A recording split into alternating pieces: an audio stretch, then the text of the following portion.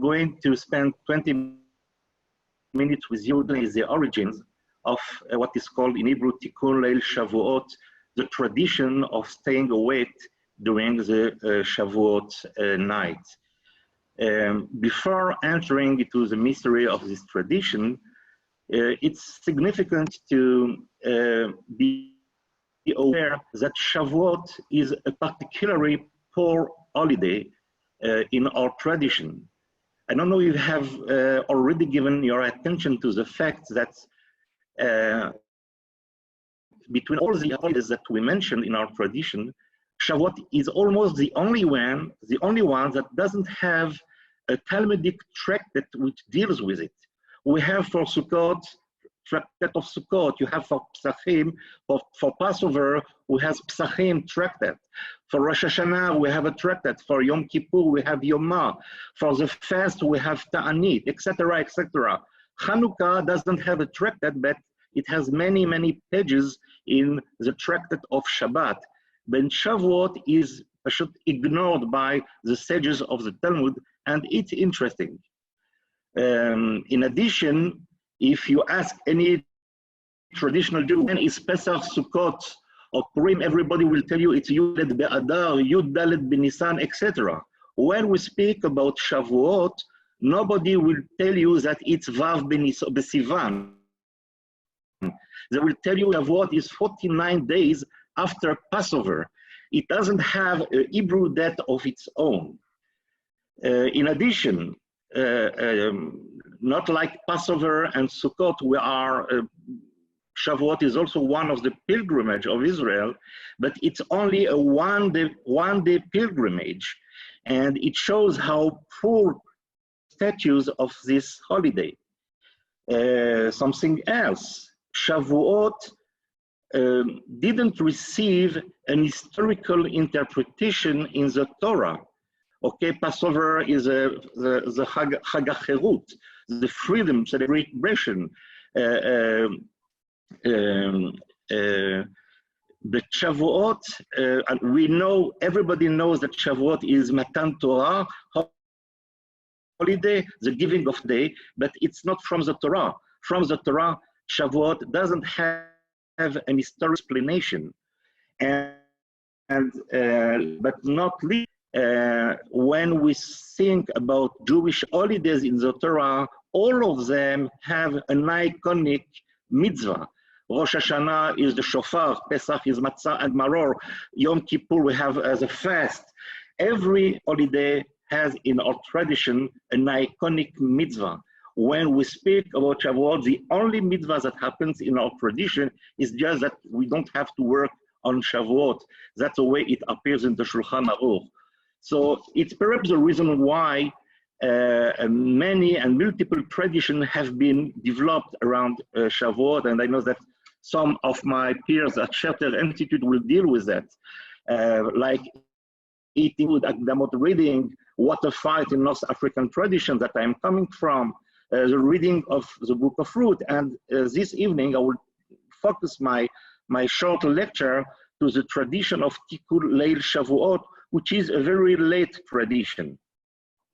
So the questions that I will try to answer to are three. What are we supposed to do during this night?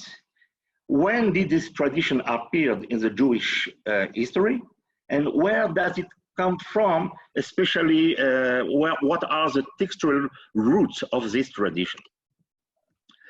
So to answer the first question, very clear and very easy. The tradition is to stay up all night and study Torah. Now, I don't know exactly what happens in the States. I've never been in the States at Shavuot, but in Israel, it's a very significant event where hundreds of people come together to study all kinds of things. But in the tradition, during many years, from the 16th century and on, the structure of the learning was very well built and very structured. It was supposed to include the 3 first and last verses of each chapter in the Jewish Bible. It was supposed to include midrashim, homiletic interpretation dealing with the giving of the Torah. It was supposed to include the reading of the Taryag mitzvot, the 613 mitzvot of the Torah.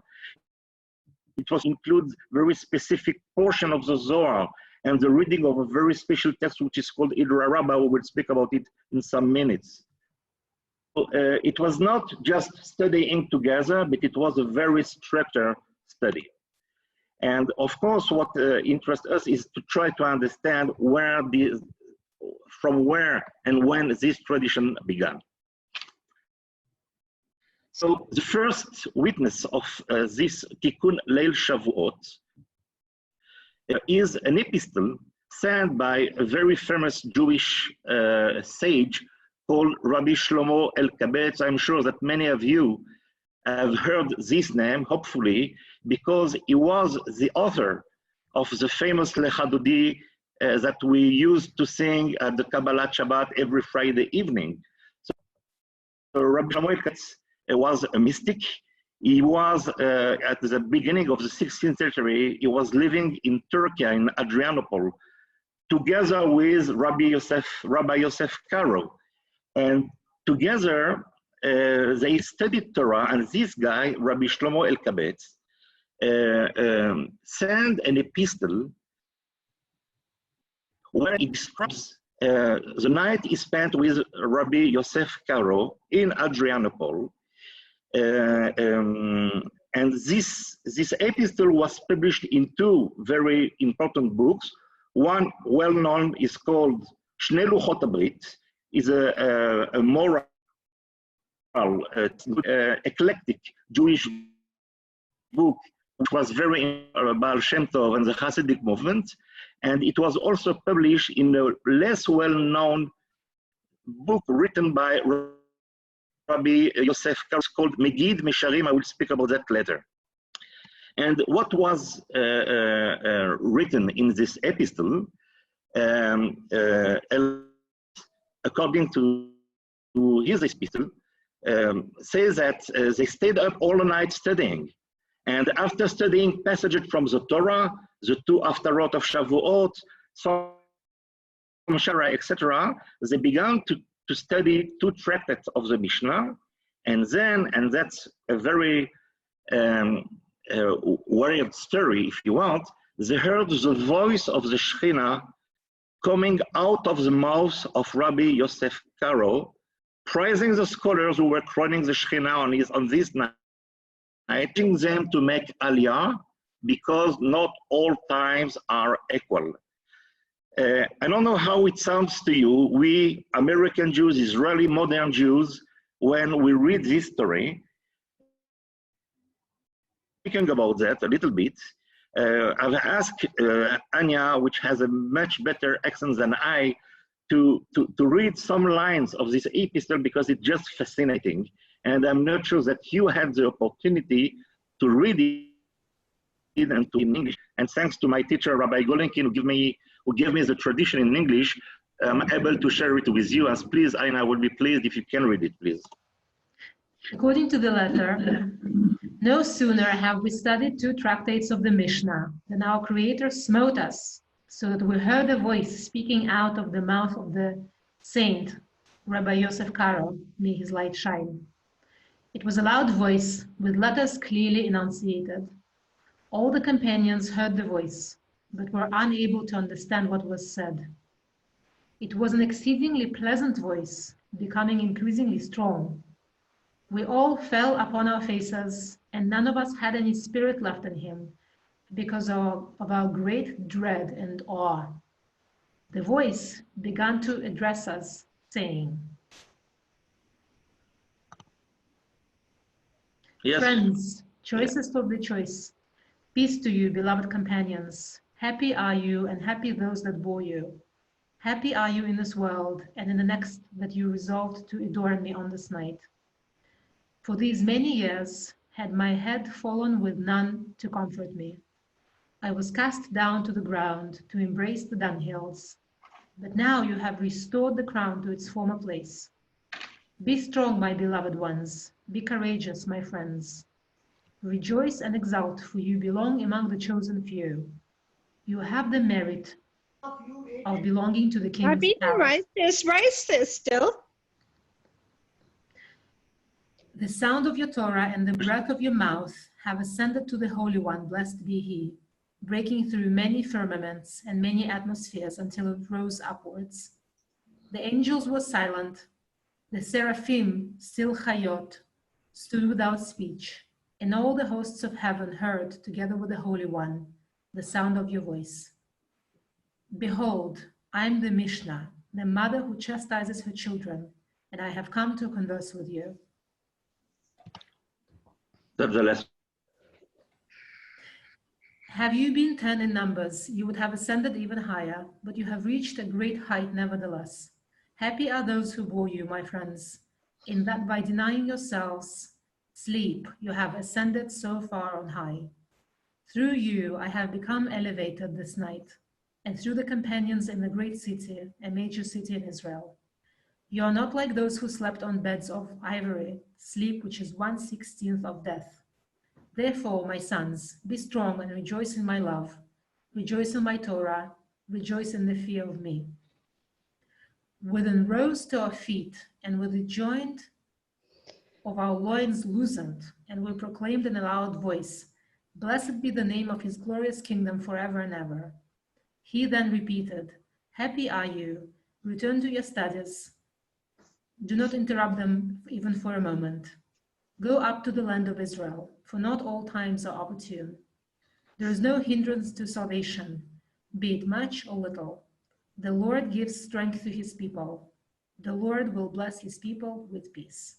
Okay, just a part of the epistle, but what is just incredible in it, so we have a witness of very, very serious people who said that a voice went out of the throat of Rabbi Yosef Karo, and somehow it's humanized Mishnah who spoke through Rabbi Yosef Karo, and blessing those guys who stayed awake during the night and studied the Torah according to the technique that I mentioned before, joining written Torah and oral Torah from the Torah to the prophet, from the prophet to the scribe, etc., etc. And at the end of the epistle, so the voice urged them to make aliyah, to go up to the land of Israel. And believe it or not, actually the two people decided 2 years later to make and to join Rabbi Yitzchak Luria in Tzfat, and they become a part of the circle of the mystic Jews who were so influential in the development of the Lurianic Kabbalah, as it said. I don't know what you feel when you read, when Anya read this epistle. I'm sure that many of you are a little bit suspicious about how reliable this story can be. But the truth is that many very serious academics have tried to understand which extent that story is reliable. One of them, the most famous of them, Professor Zvi Vavrovsky, Zichrono Lebracha, wrote a whole book, Megid Mesharim, and in Hebrew it's called Yosef Karo, Lawyer and Mystic, and he didn't question at all to which extent it's reliable. The story is true. The epistle is authentic. And we know that Rabbi Yosef Karo wrote a full book with descriptions of what it heard, not only the light of Shavuot, but many nights during its life from the Megid, or the voice of the Mishnah speaking through him. So that's something that we have to think about it. What is my attitude? Origin of this tradition. So we understand that at the beginning of the 16th century, some mystics used to remain awake during the light of Shavuot and to read, according to a certain technique, text of the Torah. But we still have to ask ourselves, where did this tradition is coming from?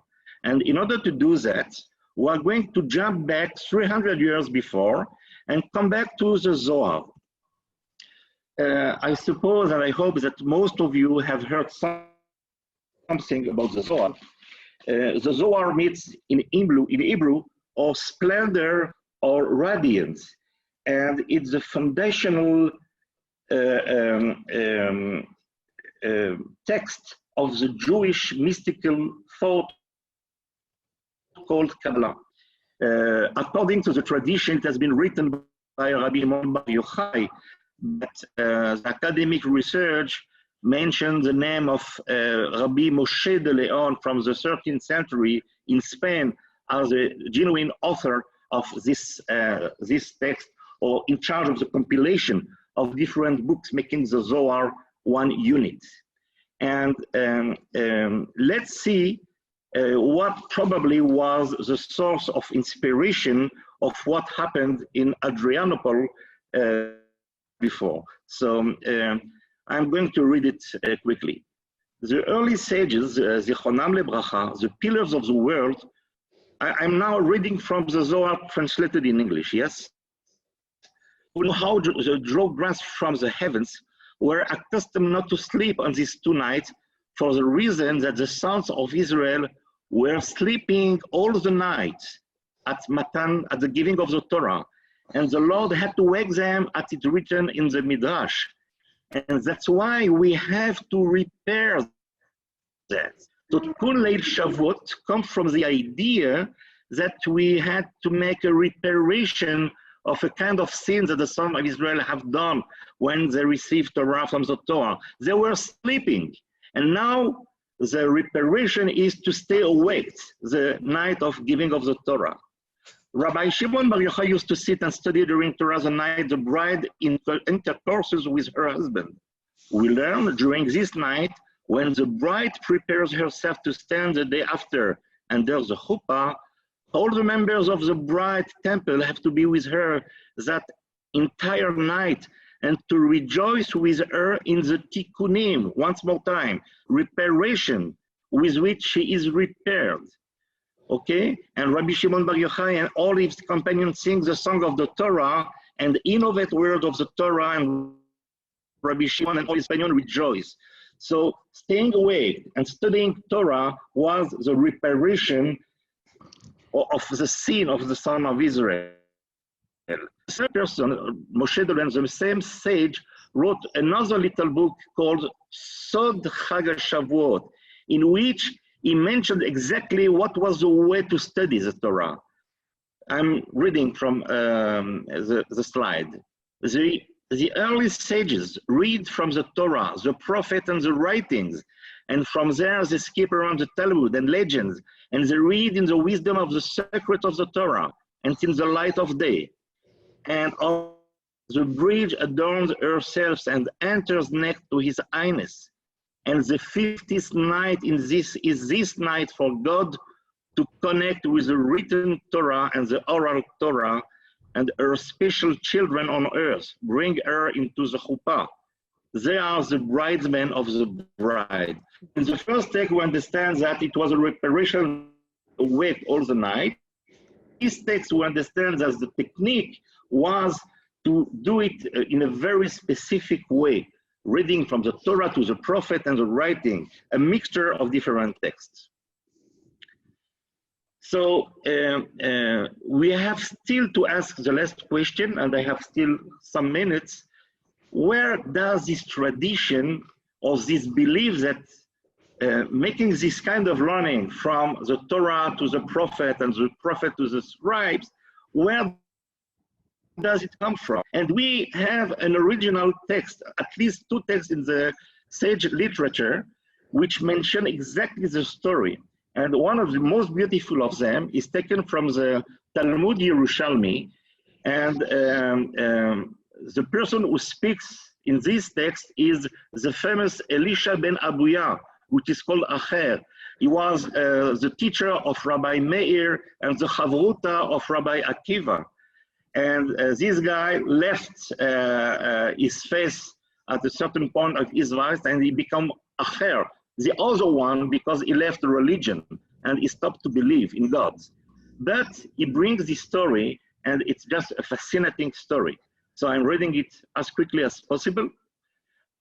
So the guy is Abuya, and he's speaking now about Elisha ben Abuya. His father was Abuya. So Abuya, my father, was one of the greatest men in Jerusalem when he came to celebrate my circumcision.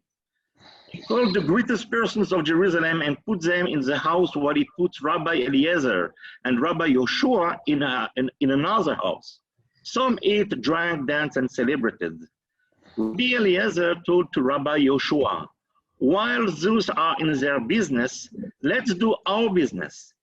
They sat down to study Torah, and from the Torah to the prophets to the scriptures, a fire from heaven struck their home. Abuya told them, friends, did you come here to destroy my house? They answered him, certainly not. We just were sitting and jumping from Torah to prophets and prophet to scriptures. And it was happy like their giving at Mount Sinai.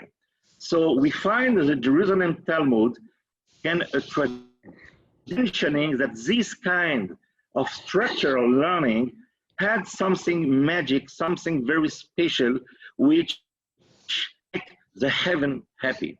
So, summary and conclusion. The way Tikkun Leil Shavuot was designed is based on the mixture of two traditions. One brought from the Zohar, which brings the need to repair, litaken, the fact that the son of Israel was sleeping when God came to give them the Torah, and he has to wake them. The other tradition is from the Talmudic literature, which brings many texts showing the cosmic, or if you want, magic influence of the Torah studying in a certain way, bringing together texts from different traditions. Two, we have no or historical proof that the Tikkun Leil Shavuot was practiced before the famous event in Turkey in the 16th century. What we know is that some mystics used to have this practice, but it was not a tradition that the people were invited to practice. Then, after the 16th century, rabbis began to encourage Jews to recite the Tikkun booklets all night long, according to the famous technique that we mentioned, from the Torah to the prophet scribes, and the Idra rabbi, etc., etc. Now, recently, we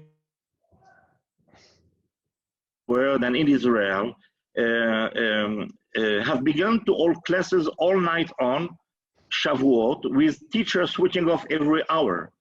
This seems to be the best approach for our generation because two reasons. It preserves the original custom of studying Torah all night on Shavuot as preparation for the giving of the Torah, and it allows Jews to study from different sources that was required according to the former tradition. I would like just to add a short addition because I think that I have 2 minutes more. Correct, Anya? I have 2 minutes. I don't hear you, Anya. Technically, we were supposed to finish a couple minutes ago. Okay, so I will stop here, but I'm leaving you something very interesting, which is connected with the text, but we have no time for that, so I will stop here. Thank you very much, Eitan. I see that we got a couple of questions via the chat. I'm going to copy the question. I will take my time to answer the question, not online, but you want me to make it online or to answer by writing to them? So this is what I want to suggest, that the questions be answered via email. I'm going to copy the questions and I'm going to put you in touch. And I will answer them in the chat, yes. I will answer them in the chat. That's perfect. Thank you very much. Thank you, Anya. Thank you, everybody. Okay. We're going to take a few minutes break before our next lecture, before Dr. David Frankel teaches us on Matan Torah. Please stay with us just in a couple of minutes. We're going to start another lecture. Thank you.